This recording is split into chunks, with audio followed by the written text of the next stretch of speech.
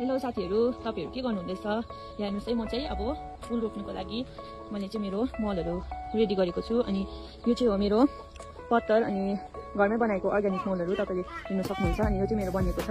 अनि यो चाहिँ मेरो गाईको अनि जंगली मैले मिक्स गरेको छु। योमा चाहिँ यो चाहिँ मेरो बालुवा हो। अनि यो चाहिँ मेरो जुन पुरानो पटको माटोहरु थियो, यो माटोहरु हो। अनि म चाहिँ यो माटोलाई फ्याँक्दिन, फेरि रियुज गर्छु सबै माटोहरुसँग मिलाएर। अनि तपाईहरु कसरी गर्नुहुन्छ? अब चाहिँ म बेगुनिया रोप्दैछु।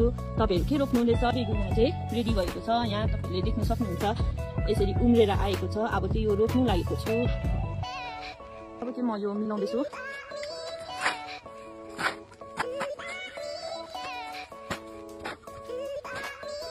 मेरो चाहिँ फुलहरु छ, त्यसले गर्दा म चाहिँ सानो मात्रामा मल लिएर गर्छु। तपाईहरु पनि आफूले कसरी गर्नुहुन्छ? मेरो फुल एकदमै बेसी मात्रामा छ। अनि हामीले सबै मिलेर चाहिँ रोप्नु लागेको छौँ। यहाँ सक्नुहुन्छ, हामी चाहिँ हाम्रो चाहिँ हाम्रो रेडी हुँदैछ, म चाहिँ हाम्रो रेडी छ। अब चाहिँ यो मल रेडी भइसकेको छ। अनि यो मललाई चाहिँ अब हाल्दैछु। तपाईहरु पटले यसो युज गर्न सक्नुहुन्छ।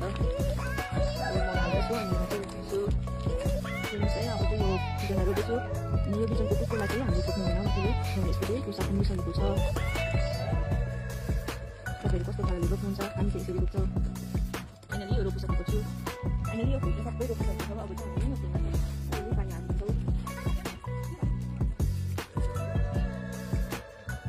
फाइनली यो मेरो सबै रेडी भइसकेको छ। अब चाहिँ हामीले घाम पानी नपर्ने गरी राख्नेछौँ। अनि जब यसको मुना आउँछ तब चाहिँ हामी यसलाई बाहिर निकाल्नेछौँ। अनि योमा चाहिँ अलिअलि पानी हालेर राख्नेछौँ। अब चाहिँ यसलाई हाल्दैन।